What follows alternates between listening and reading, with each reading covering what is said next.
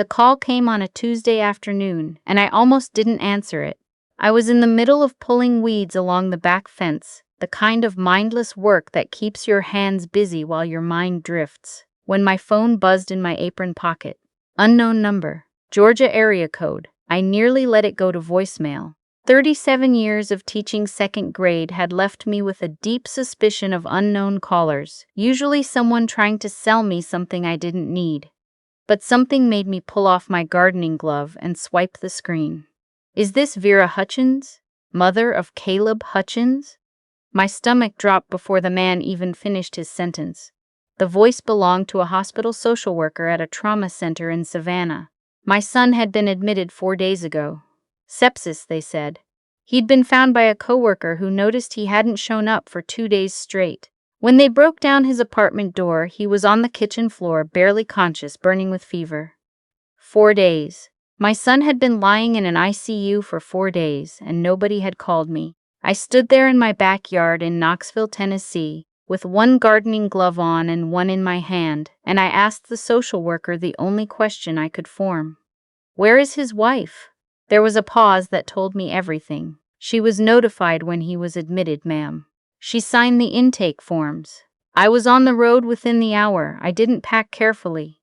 I grabbed a duffel bag and threw in whatever my hands found first. 2 sweaters, a pair of slacks, my toiletry case, the folder from the fireproof box where I kept important documents. I'd had that folder ready for 10 years, ever since my husband Raymond passed. Inside it was a copy of my son's birth certificate, my own ID, and a medical power of attorney Caleb had signed 3 years ago after Raymond's death, when we'd had a long, quiet conversation about getting our affairs in order. I don't know why I grabbed it. Some part of me knew. I called my neighbor Agnes on the way out of the driveway.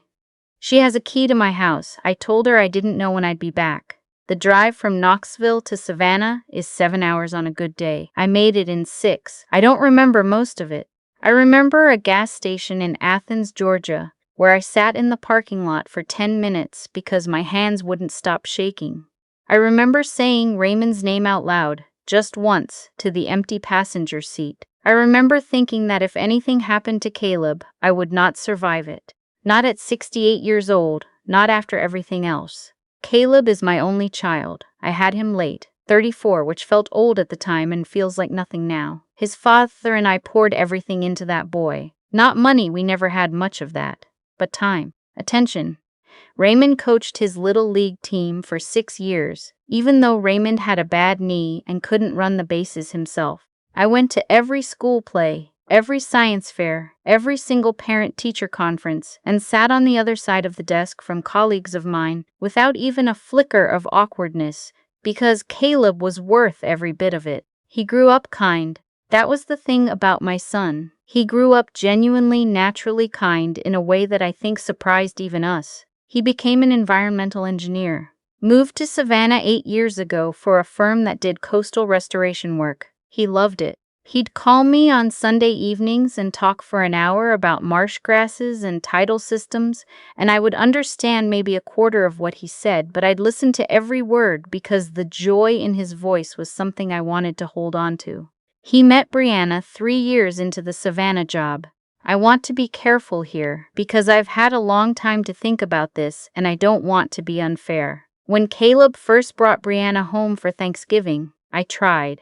I genuinely tried. She was pretty in a polished, careful way, the kind of pretty that takes effort and wants you to notice it. She was pleasant enough at the table, but she had this way of not quite looking at you when she spoke, like her eyes were always checking the room for something more interesting. Caleb loved her. That was plain. And because Caleb loved her, I decided I loved her too, or close enough. They married 2 years later, small ceremony at a venue in Savannah. I wore a pale blue dress that Raymond would have liked. I danced with Caleb to a Frank Sinatra song the same way I danced with him at his senior prom, my hand on his shoulder, trying not to cry and mostly failing. I thought, this is what it's supposed to look like. I thought I was watching him step into his life. I tried not to notice how things shifted afterward. The Sunday calls got shorter, then irregular, then, over the past year, nearly stopped. When I did reach him, he sounded tired in a way that wasn't about work. He'd started a new project he was excited about, something involving oyster reef restoration along the Georgia coast.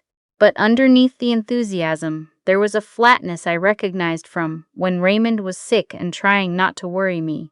When I'd ask how things were at home, Caleb would say, "Fine, Mom, everything's fine," in a tone that meant please don't push. So I didn't push. I should have pushed. The hospital was a 12-story building on the west side of Savannah, brick and glass, the kind of place that looks efficient and institutional and makes you feel small the moment you walk through the sliding doors. I found the ICU on the 4th floor. A nurse at the station looked up when I approached, and I introduced myself and showed her my ID and told her I was Caleb Hutchins's mother. She checked her screen, then she checked it again. "Ma'am, you're not listed on the emergency contact form." I looked at her steadily. I've been a teacher for 37 years. I know how to be steady. "Who is listed?" She hesitated. "His wife." "And has his wife been here today?" Another hesitation. Longer this time. "Not today, no." "Has she been here this week?" The nurse looked at her screen again, not because the answer was there, but because she needed somewhere to look. I opened my folder and placed the medical power of attorney on the counter. I was calm. Raymond used to say I was the calmest person he'd ever met in a crisis, that I seemed to go quiet in exactly the proportion that things got serious. He meant it as a compliment. I'm not sure it always was. The charge nurse was called over, then a patient advocate. I explained the document, explained my relationship to Caleb, explained that I had driven 6 hours and intended to see my son. The patient advocate, a young woman named Simone with close-cropped hair and reading glasses on a beaded chain, read the POA twice, made copy, and walked me personally to room 412. I almost didn't recognize him. Caleb is 6'1". He takes after Raymond in that way. Tall and broad-shouldered, the kind of man who has to duck through doorframes in old houses. The person in that bed looked like someone had let the air out of him. He was connected to more tubes and monitors than I could count. His face was gray and slack. His hands, resting on top of the thin hospital blanket, looked wrong, too still, too pale. I sat down in the chair beside him and took his hand. "I'm here," I told him. "I'm here now." He didn't respond. "He was sedated," the nurse explained. "His blood pressure had been dangerously low when he was found. They'd been managing the infection for 4 days, but he wasn't out of danger yet. He had developed complications. I'll spare you the medical terminology, because I barely understood it myself, and I was writing everything down in a little notebook I'd found in my purse. What I understood was this: my son had been critically ill for 4 days. He'd been alone for most of it. I asked the nurse, gently, carefully, whether his wife had come in at all. She told me Brianna had been there for about 2 hours on the first day, when they were still in the emergency room. She'd spoken with the attending physician. She had signed several intake forms and left her contact number. After that, nothing. I wrote that down too. I sat with Caleb for the rest of that evening and into the night. I learned the rhythms of his monitors. I learned which nurses had which names. I asked questions and wrote down answers, and when the attending physician, a tired-looking man named Dr. Ashworth, came through on his evening rounds, I was ready for him. I asked about the infection source, the treatment plan, the timeline for reassessment. He seemed relieved to have someone to talk to. He said Caleb was in serious but stable condition. He said the next 48 hours were critical. "He has someone here now," Dr. Ashworth said. He said it quietly, the way you say something true that you know shouldn't need to be said. I slept in the chair that night. Sometime around 2 in the morning, Caleb's eyes opened slightly. He turned his head toward me with the slow, confused effort of someone surfacing from a great depth. His mouth moved before any sound came out. "Mom!" "Right here," I said. "Don't try to talk. I've got you." He closed his eyes again, but his hand, the one I was holding, tightened around my fingers. Just slightly. Just enough. That was enough. I waited until morning to call Brianna. I'm not proud of what I was thinking when I dialed her number. I was trying to be fair. I was trying to remember that I didn't have all the information, that there might be explanations, that people respond to crisis in ways that don't always look right from the outside. I'd seen it with my students' parents over the years. People fall apart differently. She answered on the third ring. Vera, no surprise in her voice, no relief, no how is he, how bad is it, is he going to be okay? Just my name, in a tone that was almost bored. Caleb is in serious condition, I said. He's been here 4 days. I'm here at the hospital. I know, they called me. They called you 4 days ago, I said. You haven't been back since day 1. A pause. I needed some space. This has been stressful. I held the phone very tightly. Brianna, my son is on oxygen and IV antibiotics and he's been alone in that room for 3 nights. I need you to come to this hospital. I'm actually out of town right now. Another pause. I'm in Charleston. Some friends invited me down for a few days. I needed to decompress. I sat very still in the chair beside my son's bed. You went to Charleston, I said. It was already planned. I needed the break. Things have been difficult between us. I needed to clear my head. He's your husband. Vera, I know you don't understand our relationship, but I'm going to stop you there, I said. Come back to Savannah. Come to this hospital today.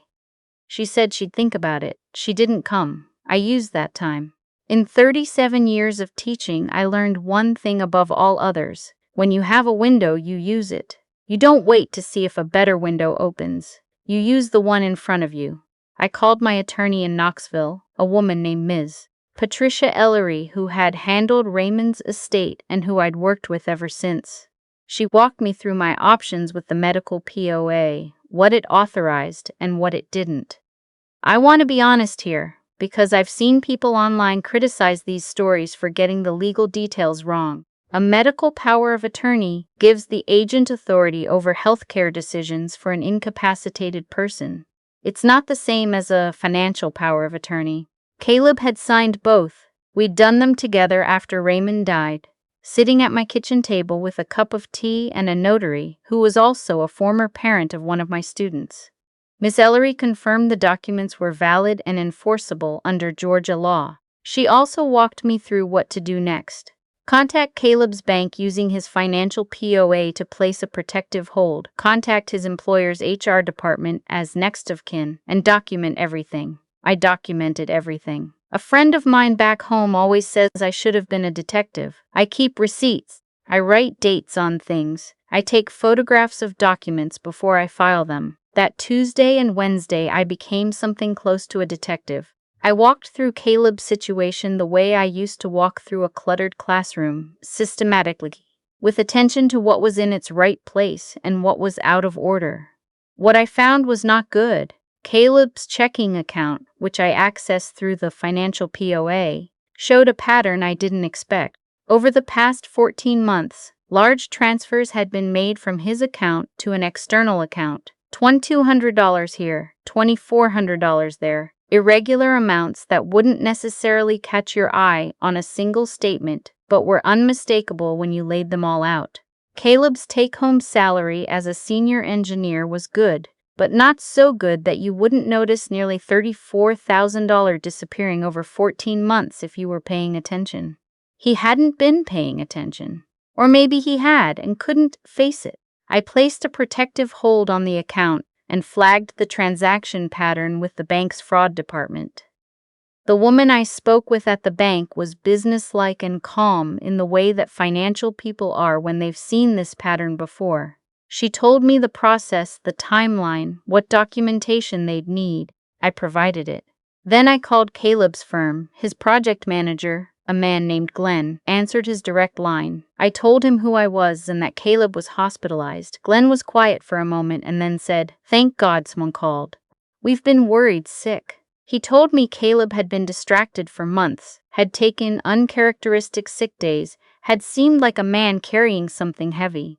The co-worker who'd found him, a young woman who sat near Caleb and had grown concerned when he missed 2 consecutive morning check-ins, had driven to his apartment on her own time because she had a bad feeling.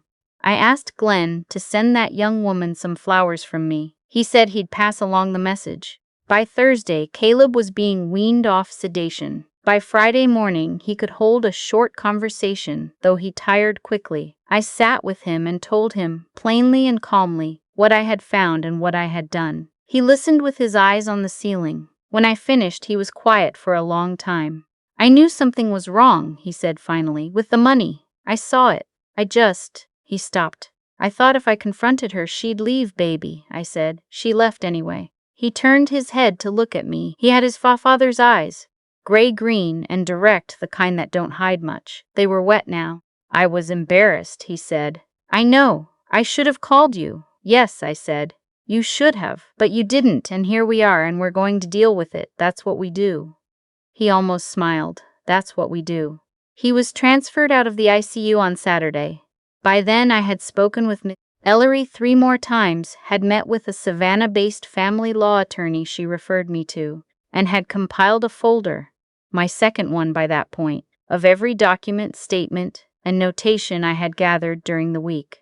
Brianna returned from Charleston on Friday evening. She came to the hospital Saturday morning, about 2 hours after Caleb was moved to a regular room. I was there when she arrived. She walked in with the particular energy of someone who has decided they're the wronged party. Chin lifted, eyes doing that room-checking thing I remembered from the first Thanksgiving. She was wearing a sundress. Her earrings were the dangly kind, the celebratory kind. She stopped when she saw me. Vera, I didn't know you were still here. I live here now, I said pleasantly. Have a seat. She looked at Caleb. He looked back at her with an expression I had never seen on my son's face before. Not angry, not hurt, just tired and clear-eyed and done. Caleb, she started. We can talk, he said, but I want my mother to stay. She didn't like that. She sat in the chair on the far side of the bed and folded her hands in her lap and waited for something she could use.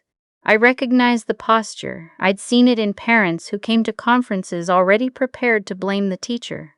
We talked, all 3 of us. It was not a pleasant conversation. When I mentioned the financial power of attorney and the hold on the bank account, the color left her face in a way that was almost interesting to watch. She said that was their joint money, that she had every right, that she was going to call her own attorney. I told her that was absolutely her right and gave her the name of the Savannah family law attorney I'd already spoken with, so she'd know who to expect on the other side of the table. She left 20 minutes later. Caleb watched the door for a moment after she went. Is it bad that I feel relieved? He asked. It's honest, I said.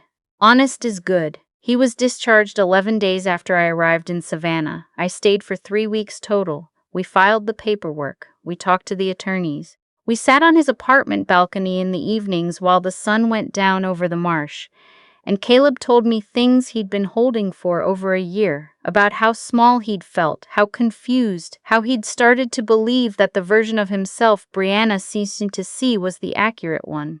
I told him about the months after his father was first diagnosed, when I'd gone very quiet and very internal, and Raymond had sat with me every evening until I found my way back. I told him that finding your way back is not a straight line. I told him I was not going anywhere. We ordered takeout 3 nights a week from a Thai place 2 blocks away. He started sleeping through the night again. He went back to work part-time in his 3rd week home, and his project manager called me personally, which I thought was very decent, to say Caleb had been talking about the oyster reef work with more energy than he'd shown in a year. The divorce was finalized 7 months later. The financial investigation turned up enough documentation that Brianna's attorney advised her to accept the settlement terms rather than go to trial. She received nothing from the marital assets beyond what she had personally contributed, which the bank records showed was very little. The $34,000 in transferred funds was classified as dissipation of marital assets and factored into the settlement. I kept the folder. I keep all my folders. Last spring, Caleb called me on a Sunday evening the way he used to. He sounded like himself, like the boy who used to tell me about marsh grasses and tidal systems, with more joy than the subject probably warranted. He'd been asked to lead a new coastal restoration initiative along the Georgia and South Carolina barrier islands. He'd also, he told me with some care in his voice, been spending time with someone, a marine biologist named Adele who worked out of the University of Georgia's Marine Extension Program. They'd met at a conference. She liked birds. She'd taken him kayaking on the Altamaha River. Is she kind? I asked. There was a pause, and I could hear him smiling through the phone. Yeah, Mom. She's really kind. Good, I said. That's the whole thing, you know. Everything else can be worked out. I have a photograph on my mantelpiece now that wasn't there before. It's from last Christmas, when Caleb drove up to Knoxville, and we made Raymond's mother's pecan pie recipe, and went to the candlelight service at our church the way we always used to when Caleb was small. In the photograph, we're standing on the front porch in our coats, and Caleb has his arm around my shoulders, and we are both laughing at something that I can no longer remember, but that must have been very funny. He looks like himself in that photograph. He looks like his father. I think sometimes about that Tuesday afternoon in the garden, the unknown number, the split-second choice to answer. I think about what would have happened if I'd let it go to voicemail, if I'd decided it was probably spam, if I'd finished pulling weeds first and called back later. My son was lying alone in an ICU while the woman who had promised to love him was drinking wine on a hotel rooftop in Charleston, South Carolina. I try not to spend too much time in that thought, but I don't let myself forget it entirely either. Because the lesson I keep coming back to, the one I'd put on the board in big letters if I still had a classroom, is this: when something tells you to pay attention, you pay attention. When the phone rings and something in your chest tightens before you even answer, you answer it. You show up. That's all it is, really. At the end of everything, that's the whole of it. You show up for the people you love, even when it's inconvenient, even when you're tired, even when you're 68 years old and your knees hurt and you're wearing one gardening glove and standing next to a fence that still needs weeding. You pick up the phone, you pack the bag, you drive the 6 hours. Raymond would have done the same. He just would have driven faster.